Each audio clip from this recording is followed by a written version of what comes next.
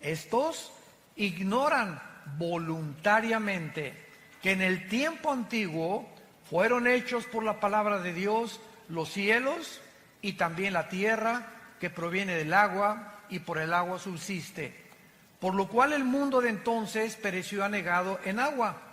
Pero los cielos y la tierra que existen ahora están reservados por la misma palabra, guardados para el fuego en el día del juicio y de la perdición de los hombres impíos. Mas, oh amados, no ignoréis esto, que para el Señor un día es como 1000 años, y 1000 años como un día. El Señor no retarda su promesa, según la tienen por tardanza, sino que es paciente para con nosotros, no queriendo que ninguno perezca, sino que todos procedan al arrepentimiento.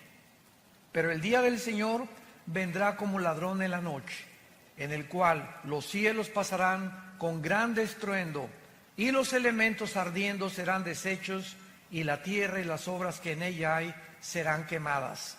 Puesto que todas estas cosas han de ser deshechas, ¿cómo no debéis vosotros andar en santa y piadosa manera de vivir, esperando y apresurándonos para la venida del día de Dios, en el cual los cielos, encendiéndose, serán deshechos, y los elementos, siendo quemados, se fundirán? Pero nosotros esperamos, según sus promesas, cielos nuevos y tierra nueva, en los cuales mora la justicia. Hagámonos una pregunta antes de desarrollar este tema. Si supiéramos con absoluta certeza que Jesús vendría hoy en la tarde, ¿cómo vivirías? ¿Cambiarías la realidad de tus planes y prioridades y expectaciones? Si respondes que sí, entonces esto quiere decir que necesitas hacer algunos ajustes en tu vida, porque la realidad es que Jesús sí podría venir ahorita saliendo esta reunión, o podría venir en la noche, o podría venir mañana. La Biblia nos muestra que ahora que Jesús venga por la iglesia o por nosotros en el arrebatamiento, que se conoce como la doctrina del rapto de la iglesia, vendrá repentinamente. Y así vino el juicio del diluvio, así fue destruida Sodoma y Gomorra, porque Dios actúa repentinamente cuando estén comiendo y bebiendo y dándose en casamiento. Vendrá de repente y no tendremos jamás en la eternidad otra oportunidad de vivir para Dios. Mientras observamos lo que está pasando en el mundo, como lo hemos visto en el seminario de ayer, el siglo XX fue el siglo donde más descubrimientos científicos y donde más avances tecnológicos el mundo ha desarrollado. Lo que no pasó casi en 6000 años, brincamos, escuchen esto, del burro al motor de gasolina en el siglo XX. Lo que no pasó en 6000 años ha pasado en el siglo XX. El siglo XX inició con la primera tentativa de volar por los hermanos Wright, norteamericanos. En el siglo XX se fabrica en 1903 el primer coche de gasolina, modelo T, marca Ford, por Henry Ford. En 1929 Alejandro Fleming descubre la penicilina. En 1939-40 los doctores Enrico Fermi, italiano, y Oppenheimer, alemán, descubren bombardeando el elemento uranio 235, produciendo la fisión nuclear para producir la primera bomba atómica que fue soltada en Hiroshima y Nagasaki con 3 o 4 días de diferencia, y entrando el mundo al mundo nuclear. 1954 el primer submarino, o la primera plataforma también, que se hace en el espacio. 1957 se lanza el primer satélite. En el 69 el hombre llega a la luna. 1970 se descubre el Internet, comenzamos a usar los teléfonos celulares y de los 70s, 80s al siglo XXI que nos encontramos, ¿qué nos sorprende? Es impresionante cómo el mundo de repente se abrió la llave del conocimiento y el ser humano subió y ahorita en este momento nos encontramos en el mundo de la robotización, donde se han creado robots que ya están desalojando a los seres humanos como empleados, como enfermeras. Hace poco mi hijo Caleb, que está ahorita ahí con los jóvenes, le hicieron una operación de oftalmología con rayos láser en los ojos. Y me dijo el doctor, usted si quiere, doctor Alducin, puede pasar a través de un vidrio y ver la operación de su hijo. A mí me encantó, nunca había visto esto. Entonces lo pude ver así, a mi hijo lo acostaron y yo creí que el doctor que tenía 80 años, dije que no tenga Alzheimer o que no le mueva la mano porque me lo va a dejar ciego, ¿verdad? No, pero ya eso ya pasó hace muchos años de moda, sino que ahora con una manejita, así con un robot, manejó todo el láser y nomás lo movía, lo apuntó y ¡zum!, ¿verdad? La incisión y todo, impresionante. Él no metió la mano para nada en toda la operación. Un robot le abrió los ojos, se lo puso así, otro le puso quién sabe qué tantas cosas, pero yo salí maravillado de darme cuenta el avance en el que estamos ya llegando. Antiguamente también para abrirte el corazón te abrían una cosa así, ahora ya nomás te abren una incisión de milímetros, te meten una aguja y hacen todo a través de cámaras electrónicas, de pantallas y de una robotización impresionante. Nos encontramos en esa época, pero también nos encontramos en segundo lugar en lo que se llama el transhumanismo. ¿Qué quiero decir? Que desde 1954 que se descubrió el ADN, el ácido desoxirribonucleico, por los doctores Crick y Watson, que les dieron el Premio Nobel de Medicina, 1954, desde ese momento hasta nuestros días, la ciencia de la genética y de la biología se ha introducido a tal grado que están tratando de mezclar, por ejemplo, el ADN de las arañas que produce esa telaraña que es impresionantemente casi irrompible, una cosa la telaraña con la oreja de un murciélago para mezclar el radar del murciélago con la telaraña, etcétera, etcétera. Y existen laboratorios clandestinos donde están tratando de mezclar animales con humanos. Estos primeros experimentos se llevaron a cabo por un doctor, se llamó Mengele, en la Segunda Guerra Mundial, que fue uno de los médicos de los nazis, de Adolfo Hitler. Él fue el primero que comenzó a experimentar con la genética de los gemelos, les abría a las mujeres embarazadas el vientre y sacaban al producto y sacaban el ADN y lo querían mezclar con otra cosa, pero aún no conocían realmente el mundo microscópico de las células como lo descubrieron en 1954.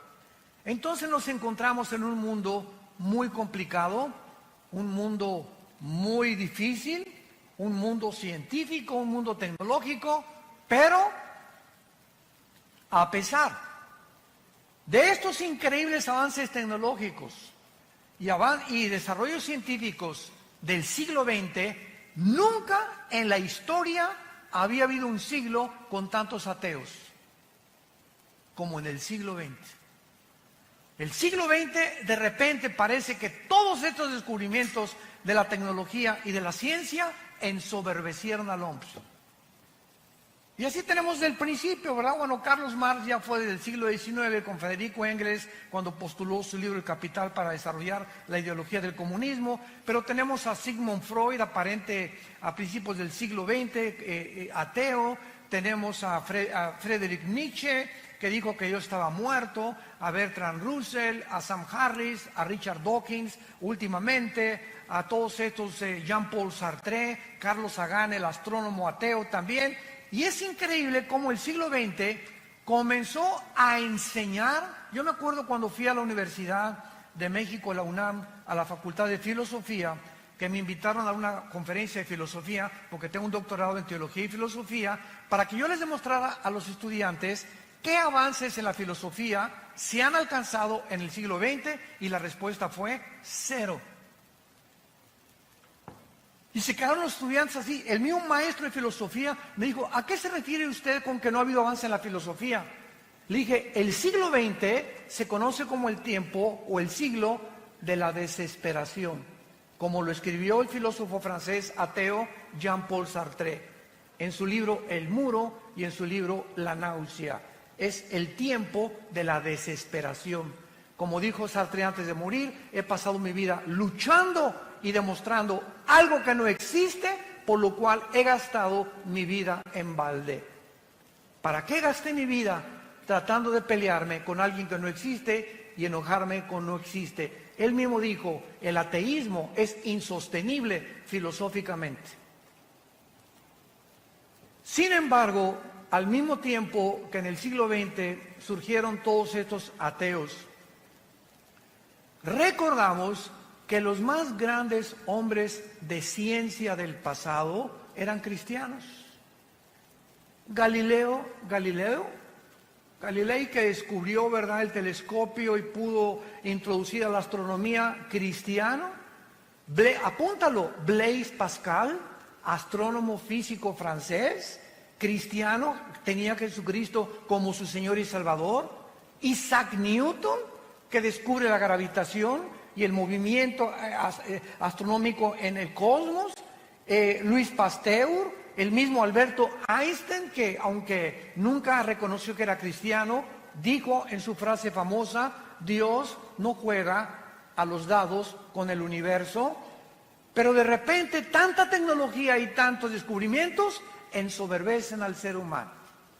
Y ahora nos encontramos, vuelvo a repetir, a pesar de todo lo que nos ha rodeado, escuchen esto: somos nosotros la última generación y la primera generación en la historia que tenemos el poder destructivo, nuclearmente hablando, para autodestruirnos en 30 segundos.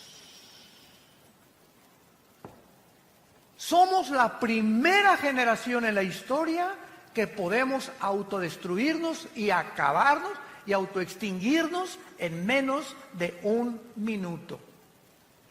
El último misil que acaba Rusia hacer se llama Satán. La palabra Satán significa en el hebreo el adversario. Y este misil que tiene Rusia y que Irán ahorita continúa desarrollando nuclearmente su armamento para tratar de gobernar el Medio Oriente, a destruir a Israel, estos misiles pueden salir de Rusia y llegar, síganme con mucho cuidado, si Rusia dispara un misil sin que Estados Unidos se dé cuenta, sale el misil y vuela y llega a Estados Unidos en 25 minutos. En esos 25 minutos que va volando el misil, los satélites norteamericanos e israelíes, a través del Mossad, que es el servicio de inteligencia de Israel, detectan el misil, pero ese misil puede venir también de Ucrania o puede venir, no lo pueden detectar exactamente la ubicación de donde viene. Muy bien, entonces localizan al misil y el presidente de Estados Unidos, actualmente el presidente Donald Trump, trae un portafolio. Todos los presidentes norteamericanos traen un portafolio con una computadora con códigos que solamente él sabe el código, para que cuando tenga él la comunicación que un misil se dirige a Estados Unidos, él abre el portafolio y apriete un botón, y ese botón suena en la marina, en los portaaviones, suena con la armada terrestre y suena con el poder aéreo, con todos los pilotos aéreos, para que tanto la Marina como los pilotos de la Fuerza Aérea y como los soldados puedan preparar sus misiles para interceptar el misil. Solo que hay un problema, que cuando el presidente abra su portafolio, el misil llega antes que el presidente lo pueda abrir.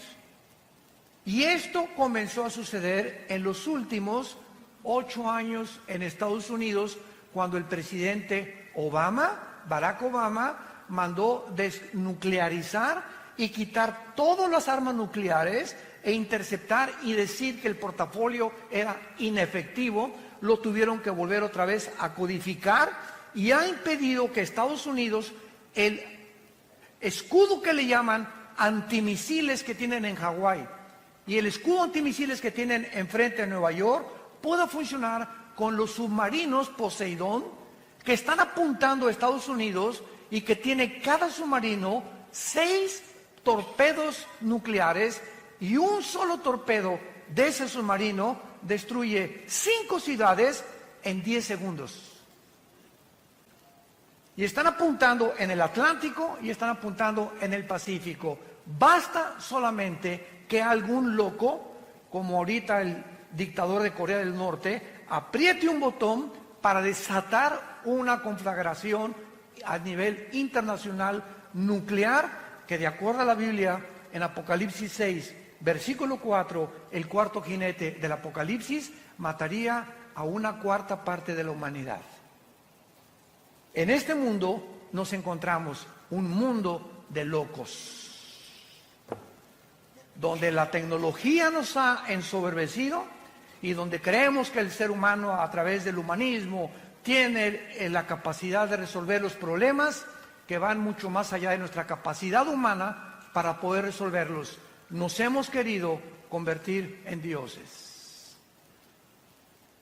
Este es el mundo que actualmente nos rodea.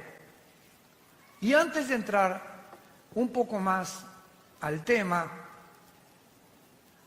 ¿por qué Rusia, Irán, Siria y Turquía se acaban de unir? Porque hace 25 siglos, en el libro de Ezequiel, capítulo 38, lo vimos ahí, 39, hace 2600 años, la Biblia profetizó que antes que Cristo regresara, se uniría Rusia con Siria, con Irán y con Turquía. Y estas naciones que la Biblia profetizó hace 2600 años, son exactamente las naciones que han formado un eje en el Oriente para poder controlar el Medio Oriente, donde se encuentran debajo de Arabia Saudita, de Irak y de Irán, casi el 70% de la producción petrolera del mundo. Pues el Medio Oriente es una manzana de la discordia.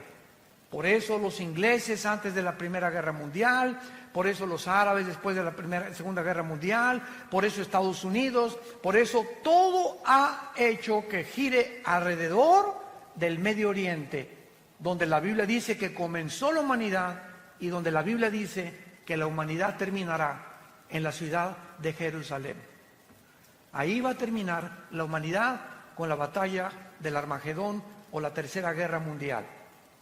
Ahora, Rusia, ¿por qué cuando Trump le dijo a Putin, por favor, déjanos derrocar al presidente Assad de Siria, por qué Rusia lo impidió?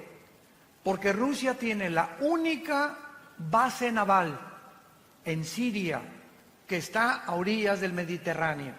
Entonces, si quiere Rusia evitar que por el Mediterráneo se metan sus enemigos, lo harían, y jamás Rusia abandonará a la familia de los Assad. Ni tampoco Rusia permitirá, mientras esté Putin, que Siria caiga en manos de otra nación. ¿Por qué se acaba de unir con Irán? El ayatollah Khomeini y el presidente Rouhani de Irán acaban de dictaminar que van a destruir a Israel y que ya tienen los misiles apuntando en contra de Israel. ¿Por qué se unió con Rusia? Porque Rusia tiene a papá China.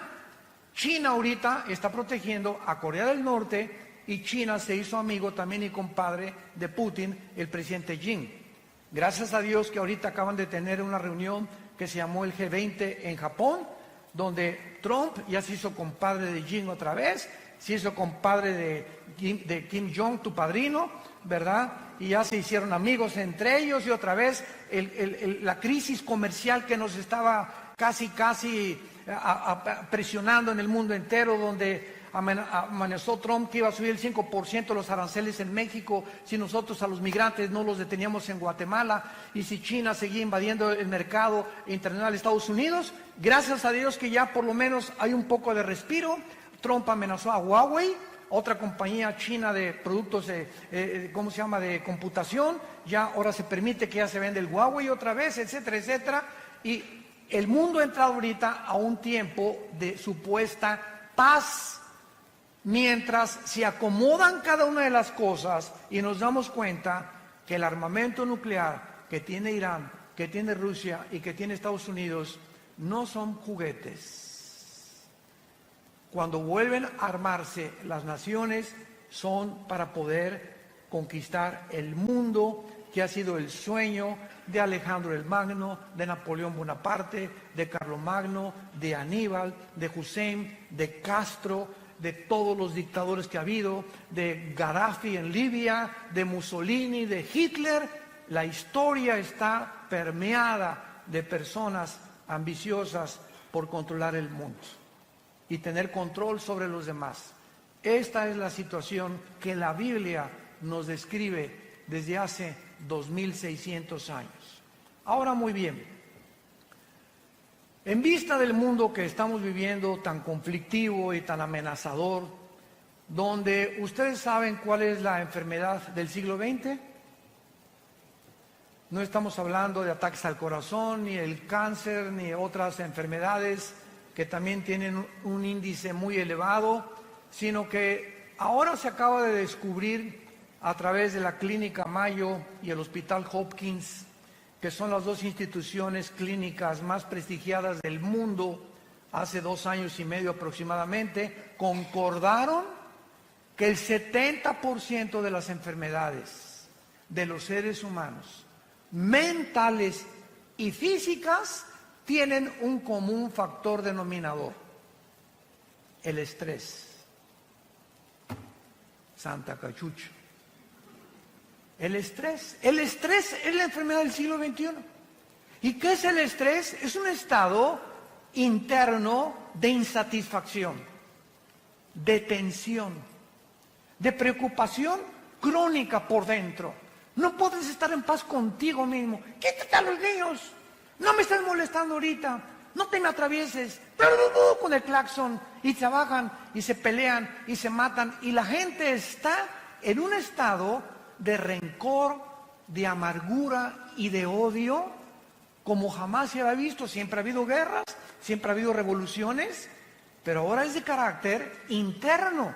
Ahora el ser humano se está descomponiendo porque algo dentro de su vida no le da la paz que necesita.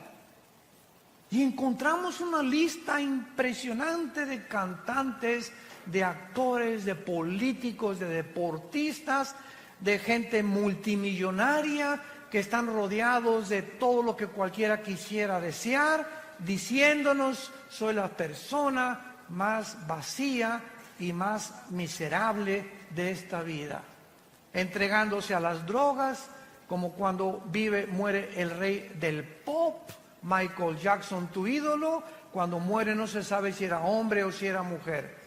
Cuando muere el rey del rock, Elvis Presley, muere con un plato con su cara sobre la sopa, diciendo que ya no quería vivir, con 500 mujeres formadas en fila en su casa de Memphis, esperando tener relaciones con él. ¿Qué ha sido tu sueño? Rabo verde.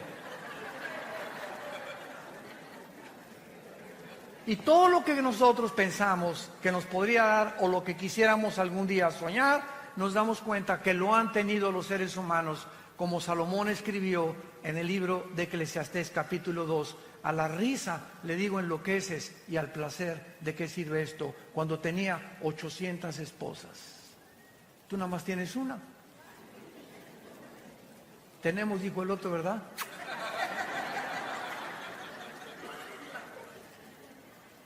¿Qué mundo vino Jesucristo hace 2000 años a describirnos? Y hace 2000 años Jesucristo nos recetó la medicina que el mundo necesita 2000 años después. Mi paz les dejo, mi paz les doy. Esa paz es un estado de tranquilidad interior. Es un estado de confianza interior, de seguridad, de esperanza que todo está bien. Guerras, el petróleo, cayó el peso, el gobierno, y lo que sucede a nuestro alrededor, esa paz impide, es como un muro a nuestro alrededor, como un cerco invisible de protección que impide que las condiciones del mundo entren a nuestra alma. Y que el mundo puede estar cayéndose junto a nosotros y nosotros tenemos tranquilidad y paz porque sabemos que estamos en manos de nuestro Creador. Y que nada ni nadie nos podrá nunca separar de Él. Hace algún tiempo un rey mandó, o más bien decretó un concurso, que por favor, entre los pintores que había en el reino, ¿quién podría pintar un cuadro que describiera la paz? Y pues hubo bastantes personas que se acercaron y pintores a concursar.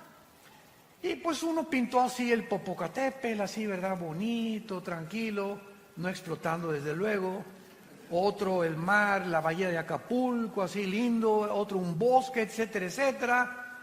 Y finalmente, el que ganó el concurso fue un pajarito que estaba detrás de una cascada dormido. A ese le dieron el primer premio, porque así es la paz. Podemos estar con los ojos cerrados y caer una cascada a nuestro alrededor de problemas y tribulaciones, pero el pajarito sabe que él está seguro detrás de la cascada. Y nosotros recordamos las palabras que nos dijo el Señor: no temas, pequeña manada, nunca te dejaré ni te abandonaré. Estaré contigo hasta el fin del mundo. Y cuando adquirimos esa paz, escúchame muy bien, cuando el cristiano tiene esta paz, es cuando podemos ser guiados por el Espíritu Santo. Tú no puedes discernir al Espíritu Santo ni leer la Biblia como pepita en comal. Ay, hermano. Ay, hermano. Señor. Mire, doña Chole, apláquese, cálmese, y ya que usted esté tranquila, ¿verdad? Hínquese. Es que mi hija se fue de la casa. Pastor, hasta que usted no se calme y hasta que tú no estés tranquilo y comiences a hincarte y a alabar a Dios y decirle: Señor, gracias porque este estado de estrés en el que me encuentro no va a hacer regresar a mi hija. Este estado de estrés en que me encuentro no va a arreglar mis problemas de negocio ni de dinero. Este problema en el que me encuentro no va a hacer que mi esposo me quiera tampoco. Y se fue hace 3 días, pues que se vaya. Pero yo no voy a perder la paz. Y cuando nosotros mantenemos este estado de control interno y de esa paz, puedo venir a la Biblia y discernir la palabra de Dios. El Espíritu Santo no puede comunicarse con una persona que no tenga paz. Por eso es tan importante, la paz les dejo, porque es importante para poder acercarnos a Dios y discernir la voz del Espíritu Santo. Vamos a 2 de Pedro, nuestro pasaje que acabamos de leer, y vamos a ver de qué manera se relaciona con todo lo que estamos compartiendo. Veamos de qué manera nuestra esperanza y la seguridad que tenemos los cristianos de que Jesús viene por nosotros en cualquier momento Y tu taller de carpintería, tu taller de plomería, tu bufete de abogado, tu consultorio médico, tus propiedades, tus edificios, tus condominios, tus coches y todo lo que hemos nosotros tratado de amontonar en cualquier momento. Si Jesús no viene y tú estás creyendo, pues tengo todavía 10 años de vida o 20 años de vida, estoy joven, tengo 40 años, etcétera, etcétera. En cualquier momento puedes ir a cualquier clínica y te dice el médico, le acabamos de tener una radiografía, usted tiene cáncer. Pero ¿cómo que yo me siento muy bien? Es que la radiografía no miente, señor, usted tiene cáncer. Y en ese momento que tú sabes que ya, a partir de esa noticia, tienes los días contados, ajustas toda tu vida. Y te das cuenta que rápido pasó tu vida y que en cualquier momento ya te puedes ir al otro lado, a la presencia del Señor o al infierno, según sea tu condición, y que en ese momento este diagnóstico mueve tus sentimientos, tus emociones, tus negocios y todo. ¿Por qué? Simplemente porque sabes que tu vida está en un hilo y estás en la orilla de un precipicio. Ahora, no necesitamos que alguien nos dé este diagnóstico de la misma manera. Cristo puede, dentro de 2-3 horas, mañana, venir por nosotros. ¿Cuál es el mensaje que les quiero compartir? Con lo que el apóstol Pedro nos comunica en este pasaje. Veamos entonces los consejos que nos da. Número 1. La primera cosa que se nos aconseja en 2 de Pedro capítulo 3, particularmente las promesas relacionadas con el futuro, es el origen de las promesas de Dios. Amados, esta es la segunda carta que los escribo, y en ambas despierto con exhortación vuestro limpio entendimiento. O sea, lo primero que Dios nos dice es, quiero que entiendan. Padre, ¿qué quieres que entendamos en esta época? Versículo 2, que tengamos memoria de las palabras que antes nos fueron dichas por los santos profetas y el mandamiento del Señor y Salvador dado por nuestros apóstoles. Lo primero que tenemos que recordar es las promesas de Dios. Nunca te dejaré, nunca te abandonaré. Ten paz. No importa tu destino, tu futuro, las noticias, lo que al mundo le pase. Recuerda las cosas que están escritas en este libro. Veamos, por ejemplo, en el libro de Isaías, capítulo 44, versículos 6 al 8, lo que hace 2500 años aproximadamente Dios nos dijo. Isaías 44, del 6 al 8. Así dice Jehová, Rey de Israel, y su Redentor, Jehová de los ejércitos. Yo soy el primero y yo soy el postrero. Yo soy el primero y yo soy el postrero. Y fuera de mí no hay Dios. Y nos pregunta Dios, ¿quién proclamará lo venidero? O sea, el futuro. Lo declarará y lo pondrá en orden delante de mí, como hago yo desde que establecí el pueblo antiguo. Anúncienles lo que viene y lo que está por venir. No tengan miedo, no teman, no se amedrenten. No te lo hice oír desde la antigüedad y te lo dije. Luego ustedes son mis testigos que no hay Dios sino yo. No hay fuerte, no conozco ninguno. Cuando Dios dice, yo soy el alfa y el omega, es la primera letra del alfabeto griego y la última letra del alfabeto griego, el alfa y el omega. Si nos dice Dios, yo soy el primero, y yo vengo a la Biblia y leo Génesis, y veo que los científicos actuales están poniéndose de acuerdo y reconociendo que la descripción de la creación del universo, de acuerdo a los primeros 2 capítulos del Génesis, coincide con la astronomía, coincide con la física, con la primera y la segunda ley de la termodinámica, coincide con la biología y coincide con la paleontología y con la antropología. Entonces comienzo a enfocarme, a darme cuenta que si lo que en la Biblia en el principio es verdad, en el principio, ¿dónde me encuentro yo si Dios es el final? Nos encontramos en medio. Entonces, ¿qué es lo que nos está diciendo Dios? Voltea hacia el pasado y ve todo lo que es escrito en la Biblia. Solo en la muerte de mi hijo en la cruz, 33 profecías se cumplieron, al pie de la letra. Cuando Jesús colgaba en la cruz, se estaban cumpliendo 33 profecías por los profetas hebreos, al pie de la letra. Ahora, si eso en el pasado lo vemos, que se ha cumplido, nos damos cuenta que estas palabras son fieles y verdaderas.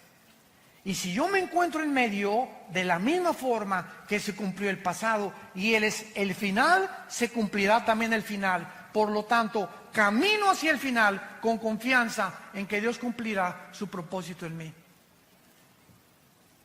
Es lo que quiere decir, yo soy el primero y yo soy el último. No tengan ni tengan temor. ¿Quién más puede anunciar el futuro sino yo? Dice el Señor. Esto se refiere, ¿verdad?, a todos los eventos futuros profetizados en el Antiguo Testamento. Por hoy dice el primer consejo del apóstol Pablo: recuerden ustedes las promesas que en el pasado los profetas y apóstoles hicieron para que ustedes puedan mantener esa paz que es importante para tomar decisiones. Tú no puedes tomar una decisión con quién te vas a casar, qué coche comprar, qué terreno vender, qué cosa hacer, qué negocio llevar, qué medicinas tomarte si no tienes paz. La falta de paz nos hace tomar decisiones equivocadas, de las cuales nos vamos a lamentar el día de mañana. Porque en el momento que tomamos la decisión para casarnos, para comprar ese vehículo, para comprar ese terreno, lo hicimos no con la dirección del Espíritu Santo, lo hicimos en la carne, guiados por nuestras pasiones. Y es cuando nos lamentamos y después le echamos la culpa a Dios por la condición en la que estamos viviendo.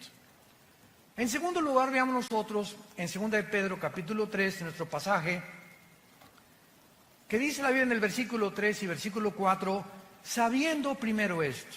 Es la segunda cosa que Dios quiere que sepamos. Número 1, las promesas de Dios. Número 2, tenemos que saber que en los tiempos que estamos viviendo, o sea, los postreros días que son los nuestros, vendrán burladores. Vendrán burladores. El siglo XX se llenó de ateos. ¿Quién es un ateo? Una persona que se burla de alguien que no existe. Santa María Catarina. Es una persona que se burla o insiste en pelearse con alguien que no existe. Por eso decía Sartre que es insostenible filosóficamente el ateísmo. Entonces vendrían burladores y los vemos, aunque ya son menos, andando según sus concupiscencias. Y estos burladores, dice la Biblia en el versículo 4, van a comenzar a decir: ¿dónde está la promesa de que Cristo va a regresar? O sea, de su advenimiento. Porque desde el día en que los padres durmieron, o sea, todas las cosas en el mundo han sido así. Y dicen, siempre ha habido guerras, siempre ha habido terremotos, siempre ha habido pestas. ¿Por qué dice que son señales de los últimos tiempos? Muy bien. Estas personas querrán atacar las promesas de Dios y de nuestro corazón, y la Biblia les llama burladores. Un burlador, es muy importante, no es la misma persona que tiene dudas. Entonces, hay una gran diferencia entre un burlón y una persona que tiene dudas honestas. La persona que tiene dudas honestas dice lo siguiente: yo no puedo decir que no creo en Dios. Yo no sé, más bien, honestamente, yo no sé si existe Dios. Pero si existe Dios, oh Dios, si tú existes, dame evidencias que tú existes. Y dice la Biblia, me encontrarás y me buscarás con todo tu corazón. Entonces Dios oye a las personas que tienen dudas y que dudan, ¿verdad? Como Job. Job llegó un momento en que todo lo que le pasó en el capítulo 3 dice: Señor, ¿por qué mejor no fui un abortivo?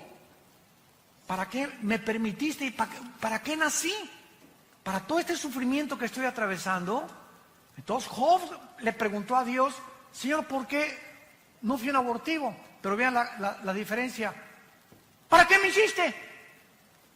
¿Para qué fui un abortivo? Chale. Podemos acercarnos a Dios con una actitud: Padre, yo no entiendo lo que está pasando, por qué te vas a mi hijo, etcétera, etcétera. oh Dios, dame la fortaleza ahorita y dime, muéstrame, ilumíname, porque quiero seguir confiando en ti. Ah, ¿ya ves? Y para eso me perdí el trabajo, para ser cristiano. Vean la diferencia en la actitud. Cuando tenemos esa actitud de retadores y de soberbios, demandando a Dios que nos conteste como si fuera nuestro sirviente, jamás te contestará. Y el resultado será que vivirás amargado o vivirás amargada, porque tú crees que no te contestó Dios, pero no te contestó por tu actitud.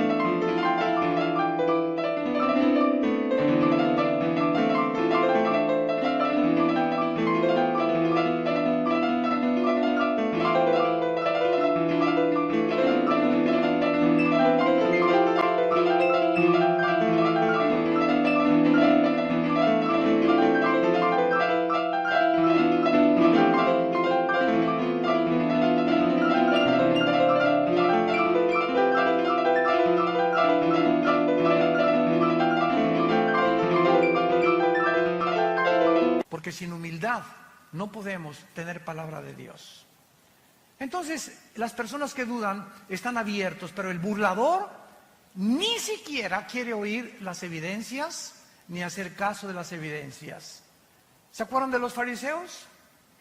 En tiempos de Jesús, los fariseos vieron a Jesús sanar, vieron echar demonios, vieron las palabras, jamás los insultó, jamás dijo groserías, jamás vendió marihuana, jamás hizo daño a nadie, y estuvieron con Jesús. Y los fariseos, el día que planearon matar a Jesús, que es en el capítulo 11 del Evangelio de Juan, fue cuando resucitó a Lázaro.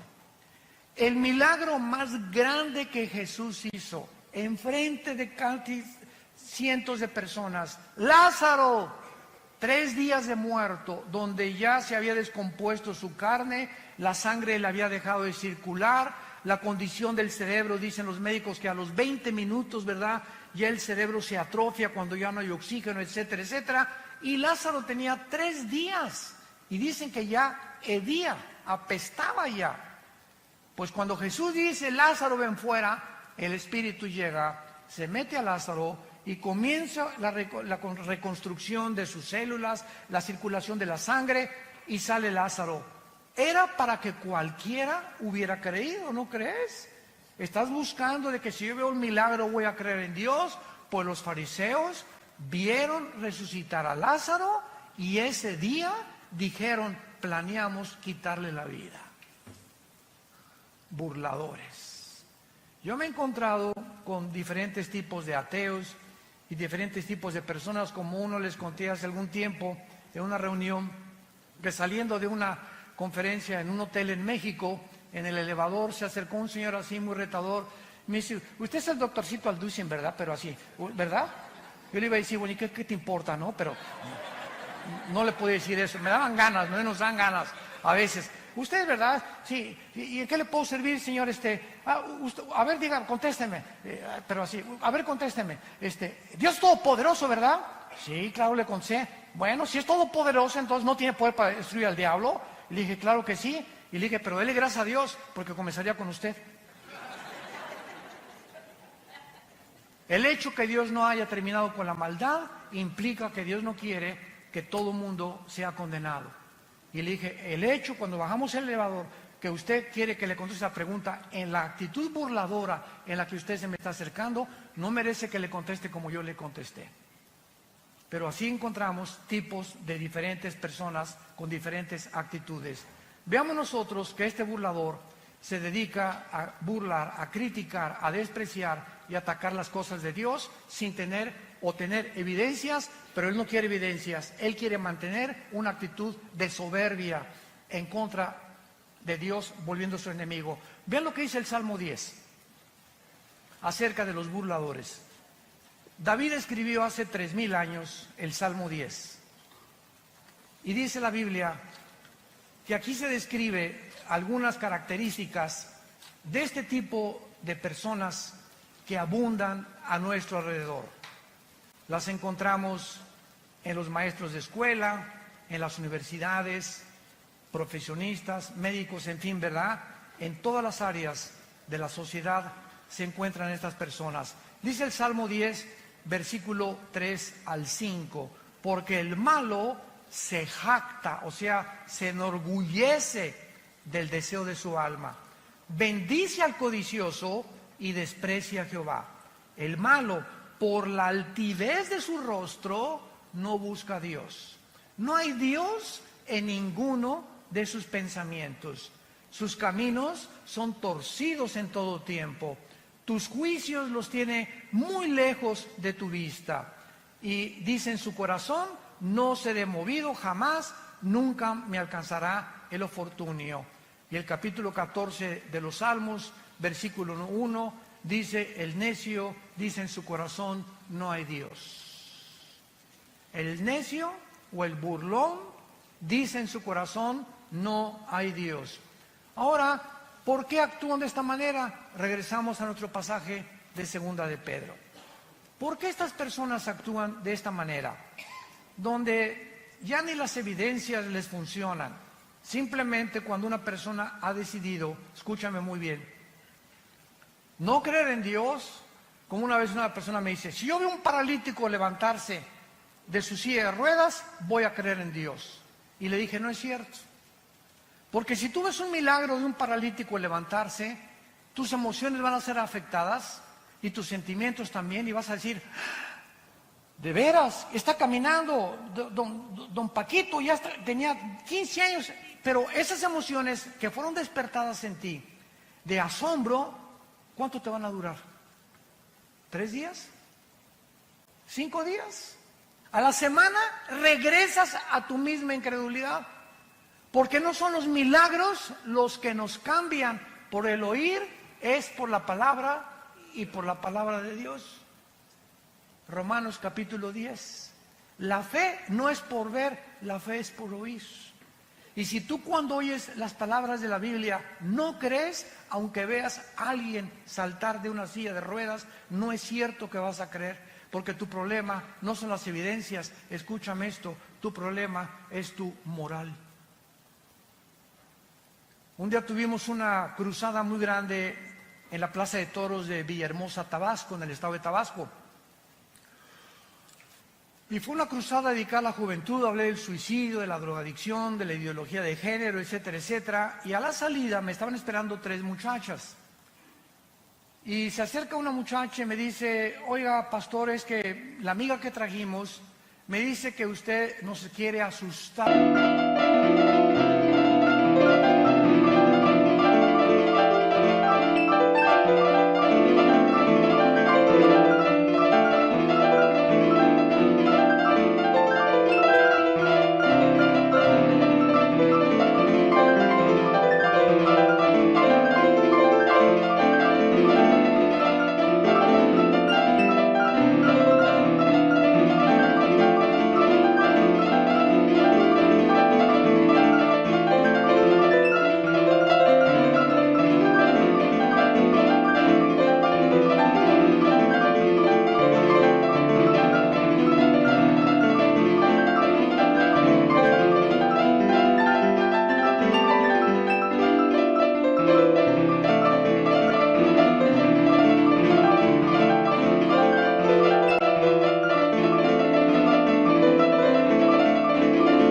Porque prediqué del infierno la última noche, que usted nos quiere asustar porque el infierno no existe. Entonces le pregunté a la muchacha, oye, ¿por qué no crees en el infierno? No, pues porque no es cierto, usted es el único que viene a asustarnos. Y yo le dije a la muchacha, mira, yo creo que tu problema no es de carácter intelectual ni teológico, sino moral. Y la otra amiga me dice, sí es cierto, tiene 3 amantes. Vive con 3 muchachos. Le dije, ya ves, por eso no crees en el infierno. No es que no creas, escúchame muy bien, es que no te conviene creer. Y así hay cantidad de gente en tu familia, amigos, que les puedes traer, les puedes mostrar, pero no les conviene porque ellos saben muy bien que al enfrentarse ante la verdad y ante la luz los va a desenmascarar. Y el Dios de la Biblia te va a demandar que tú dejes tus pecados, pero no te ordena que los dejes sin su poder. Ellos ignoran que si tú simplemente lo aceptas, Él te dará el poder en el Espíritu Santo para que tú puedas comenzar a vivir una vida nueva. Se llama la gracia de Dios. Entonces mucha gente por eso, por la ignorancia de que creer que pues primero tengo que dejar el adulterio, primero tengo que dejar de ser borracho y lo voy a pensar, y las drogas, y después lo voy a pensar, voy a tratar de ser, ya no ser homosexual o lesbiana y después acepto a Cristo. La Biblia dice, ven cómo estás. Cuando oigas su voz, no te endurezcas, ven cómo estás, ven a la cruz. Señor, soy un homosexual, Señor, soy una lesbiana, soy borracho, parrandero y jugador.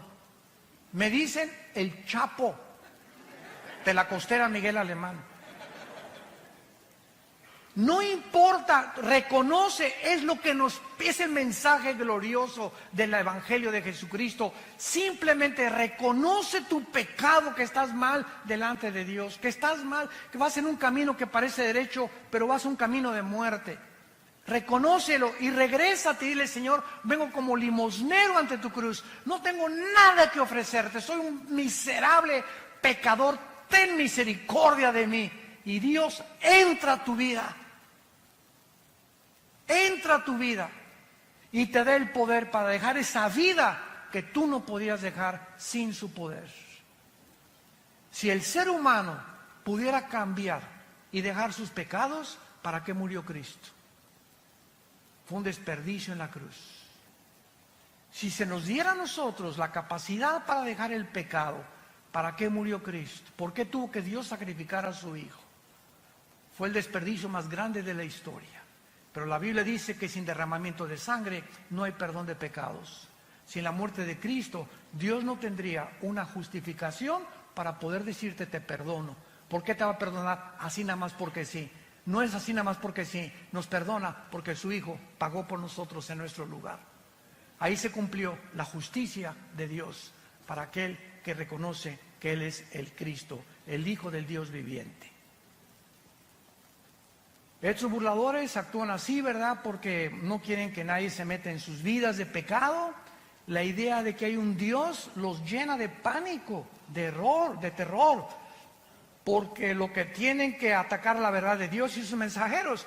Dice en el Evangelio de Juan capítulo 3, y esta es la condenación, que la luz vino al mundo y los hombres amaron más las tinieblas. Ahí tienen la luz, ahí tienen la verdad. Pero aún cuando está la luz ahí, como los fariseos, ahí está la luz, ahí está Jesús, sabían que era el santo, que ¿cómo es posible que al hombre más perfecto de la humanidad lo hayamos puesto en una cruz? ¿Cuánto odio contra la verdad y contra la luz? Y dice Juan capítulo 3, y no vienen a la luz porque sus obras son malas y descubiertas por la luz. No les conviene cambiar su vida de pecado. Estos burladores dicen en 2 de Pedro, en nuestro pasaje, capítulo 3, que aún toman, en penúltimo lugar, posiciones pseudocientíficas, diciendo, versículo 5, estos burladores, hablando de ellos, ignoran voluntariamente. O sea, qué increíble que ellos conozcan e ignoren o están decididos a no conocer. O sea, no quiero meterme a la Biblia, no quiero ir a tus reuniones, no quiero a tus estudios. Voluntariamente no quieren conocer la verdad. Te repito, porque la verdad los va a exhibir y les va a mostrar la luz, y a ellos no les conviene salir de su pecado. Aman más las tinieblas en donde viven que pasar al reino de la luz admirable de Jesucristo. Entonces van a usar también posiciones pseudocientíficas, como diciendo que en el tiempo antiguo todas las cosas han sido iguales del principio, que nunca hubo un diluvio universal, que la Biblia está llena de errores, de contradicciones, que son leyendas, etcétera, etcétera. Y como le dije también a una persona en una universidad, un maestro que se me puso al brinco cuando les expliqué a los estudiantes que la teoría de la evolución es anticientífica, antifísica, antibiológica, antigenética. Este maestro comenzó a agredirme, ¿verdad? Y yo le contesté, ¿ha leído usted la Biblia? No, Chepo. ¿Por qué ataca usted un libro? Es que está lleno de errores. Por favor, aquí está la Biblia. Muéstreme los errores que usted considera que es una equivocación. Porque cuando usted viene a la Biblia y usted considera que aquí hay una contradicción, el problema no es de Dios, el problema es de su entendimiento. ¿Por qué? Porque los pensamientos de Dios son más altos que los nuestros. Y si me da tiempo a usted explicarle por qué dice esto, le voy a mostrar con la misma Biblia, porque la Biblia no necesita que nadie la defienda. La Biblia se defiende sola. Nunca trata a Dios en la Biblia.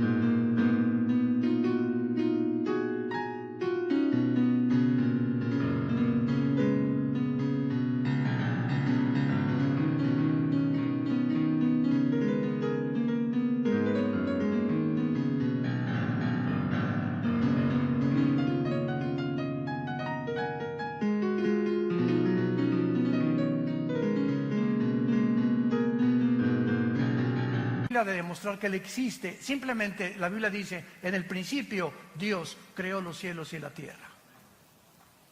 Se afirma la existencia de Dios. Él no trata de probar la existencia de Dios. Simplemente tú léela y te das cuenta que es un libro sobrenatural. Que no somos animales, que somos agentes morales responsables de nuestras acciones, porque si fuéramos animales, como dijo Dostoyevski, un gran filósofo y literario ruso que fue puesto en el exilio en Siberia, en Rusia, Dostoyevski dijo esto en su libro: si Dios no existe, todo está permitido. Así de simple. Si Dios no existe, todo está permitido. Bebamos, comamos, ¿para qué le soy fiel a mi esposa? ¿Para qué me mantengo sin robar si el que no tranza no avanza? ¿Para qué soy honrado? ¿Para qué soy honesto? ¿Para qué trato de vivir en mi matrimonio cuando hay 10 mujeres o 15 mujeres mejores? ¿Por qué no tengo hijos por todos lados sembrados? ¿Cortar la mejor flor del ejido donde quiera que yo vaya? ¿Por qué? Porque simplemente hay un Dios que nos dice, vengo a juzgarte en el día del juicio. Y prepárate para encontrarte con tu Dios. Pero si Dios no existe, como una vez Blaise Pascal tuvo una discusión con un ateo. Y el ateo le dijo a Blaise Pascal, oye, pues fíjate que yo no creo que exista Dios. Para mí, después de la muerte, al polvo, y ahí se acabó todo, como los animales. Y le dice Blaise Pascal, el gran filósofo, astrofísico, físico, matemático francés, le dice Pascal a este ateo, mira, si tú tienes razón y no hay Dios, bueno, digo, y acabamos todos en la tumba, pues nos vamos al polvo y no hay ningún problema. Pero si mi Dios tiene la razón y Jesucristo resucitó entre los muertos, ¿qué amulados te vas a llevar? Así que ya sea que tú tengas razón o que yo no tenga razón, yo salgo ganando. Porque si Dios no existe, pues no perdí nada. Pero si Dios existe, ¿qué amulada te vas a llevar?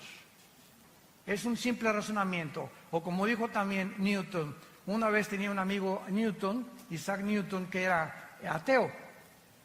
Y entonces estaba viendo el universo una noche que estaba con Newton, y Newton estaba con sus matemáticas cuánticas y su astronomía y considerando muchas cosas del universo, etcétera, etcétera. Y le preguntó el ateo a Newton, oye, qué maravilloso universo, ¿verdad? Le dijo, sí, es el diseño y la inteligencia de un Dios. Y le dijo Newton, le dijo el ateo, no me hagas reír. ahí murió la cosa. Al otro día, Newton lo invita a cenar a su casa. Y Newton tenía en su casa, en su estudio, un universo que él había hecho, así colgó al sol, la luna, las estrellas. Tenía como una sala con una representación del universo. Entonces llegó este amigo de él a su sala y vio todo esto colgado y le preguntó el ateo: oye, qué bonito, ¿quién colgó todas estas cosas? Y le contestó Newton: se colgaron solas.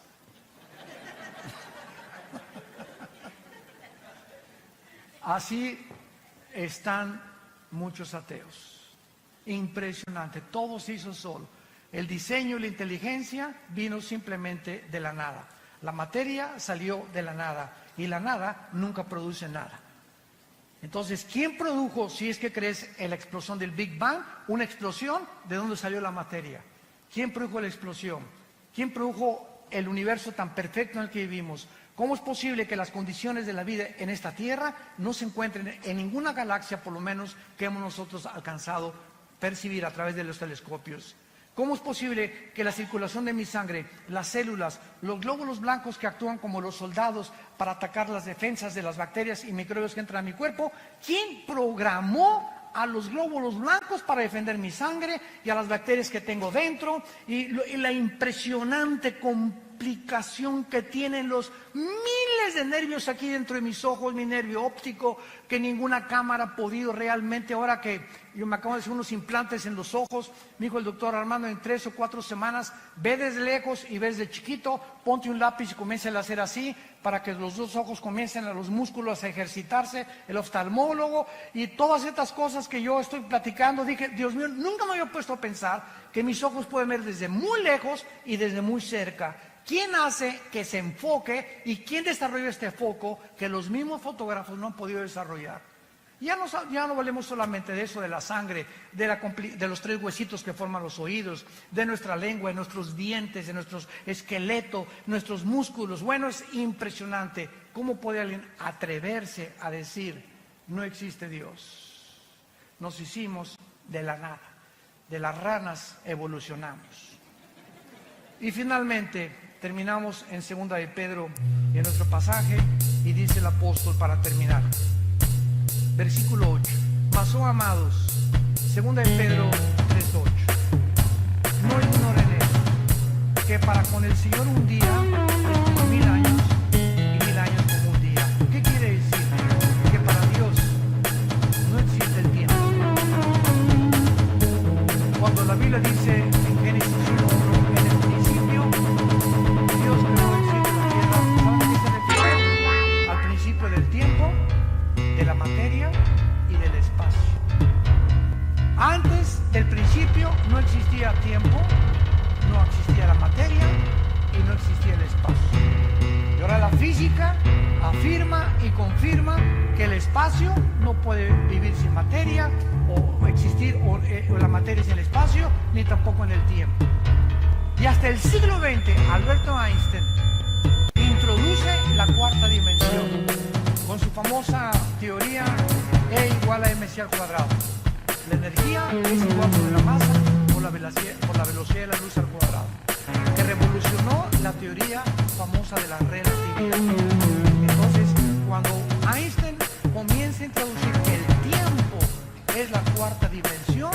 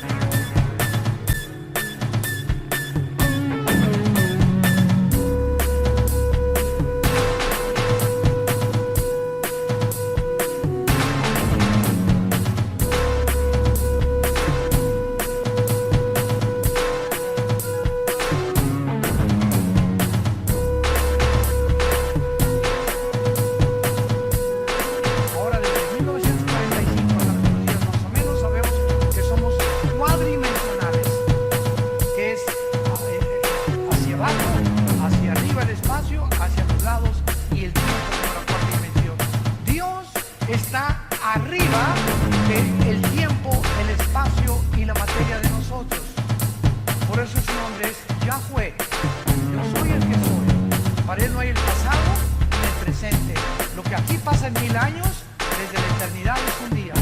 Entonces, esta es la grande diferencia entre cómo Dios piensa y cómo pensamos nosotros. Y esto le da la capacidad a Él de ver el futuro que nosotros no podemos percibir por estar encerrados en un universo cerrado de 4 dimensiones nada más. Por eso dice la Biblia, amados, no lo ignoren. Para Dios el tiempo no existe. El Señor no retarda su promesa. Ay Dios, ¿por qué no vienes ya y acabar con el diablo, los secuestros, los robos, los crímenes, la ideología de género, la prostitución? ¿Cuántos de nosotros verdaderamente cada noche, no sé tú y cuántas personas, has mojado tu almohada con lágrimas, diciéndole a Dios, oh Dios, cuida a nuestros hijos, cuida nuestro matrimonio? Te pedimos por el gobernador de Guerrero, te pedimos al presidente que tenemos ahorita, dale sabiduría para gobernar México, Señor, pobre México, por favor dale sabiduría al gobierno. Vivimos un mundo bien feo a nuestro alrededor y nuestras oraciones es lo único que puede cambiar. Y nos desesperamos, ¿por qué no cambias? Te dice Dios, no es que me tarde, es que no quiero que ninguno perezca. Como le dije al Señor en el elevador, dele gracias que Dios no ha actuado ni terminado con la maldad. Porque si Dios terminara con la maldad, ¿cuántas personas que no han oído el Evangelio se condenarían eternamente? Por esa razón Dios retarda su promesa. Es lo que el apóstol nos quiere decir. Pero el día del Señor, versículo 10, vendrá como ladrón en la noche. Los cielos van a pasar con gran estruendo, los elementos ardiendo. Esta palabra significa la composición atómica. Eso es increíble en el griego, son los átomos. Serán desechos. ¿Qué es lo que mantiene la cohesión de la materia? La composición atómica. Yo ahorita agarro mi mano y le hago este púlpito así, ¡paz! Y me rompo los nudillos de mis manos. ¿Por qué? Porque los átomos son más gruesos y los electrones y protones que los átomos que forman mi materia de mi piel. Entonces, todo lo que forma la cohesión que existe, y agarro un microscopio y veo el microscopio que giran a una velocidad impresionante los átomos y los electrones y los neutrones, y el hidrógeno tiene 2 átomos, el oxígeno tiene 1, y cada elemento, el helio, tiene otros, y la composición que hay en toda la materia es completamente diferente atómicamente. Nos damos cuenta y nos preguntamos, ¿quién le da la velocidad a los átomos?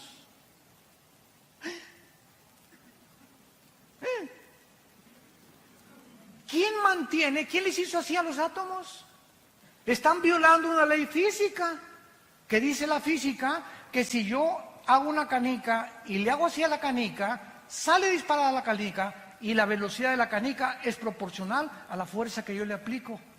Si agarro una flecha y la disparo con un arco, sale la flecha y la flecha tiene que caer en una parábola. Un balazo, sale la bala y la bala tiene que caer. ¿Por qué? ¿Por qué no se mantiene la flecha continuamente volando, o la bala continuamente volando, o mi canica continuamente volando? ¿Por qué? Porque se tiene que detener.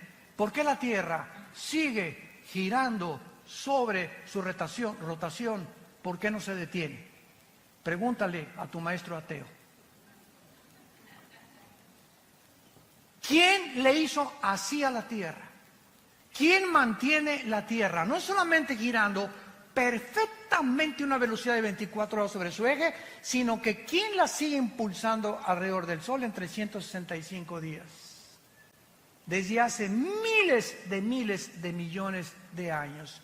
La Biblia dice en Hebreos 1:3, Jesucristo sostiene todo el universo con la palabra de su poder. Es Dios de la materia, el Dios del átomo, el Dios de los electrones, el Dios que nos ha puesto todo en un orden para que podamos admirarle y decirle en esta tarde, inclinemos nuestra cabeza, te alabamos, oh Dios, creador de los cielos y de la tierra. Te bendecimos tu nombre porque has tenido misericordia de nosotros. Porque en esa cruz, tu palabra dice, de tal manera amó Dios al mundo, que nos ha dado a su Hijo unigénito, para que cualquiera que en este momento crea en Él, no te pierdas, mas recibas el regalo de la vida eterna en Cristo Jesús. El Dios y Padre de Jesucristo, al gran pastor de las ovejas, que derramó su sangre en una cruz por el pacto sempiterno, nos da la capacidad de adorarle, de conocerle y de servirle en espíritu y en verdad. Y si tú invocas por Padre aquel que sin acepción de personas nos juzga de acuerdo a nuestras obras, caminemos en el temor de Dios durante toda nuestra peregrinación. ¿Qué es el hombre? Somos simples peregrinos. ¿Qué es nuestra vida? Como la niebla. Ayer teníamos 20 años, 10 años. Hoy tenemos 50, 60, 70, 8 años. Nuestra vida pasa como una sombra, como la niebla que aparece y desaparece. Y tenemos solo una oportunidad en esta corta vida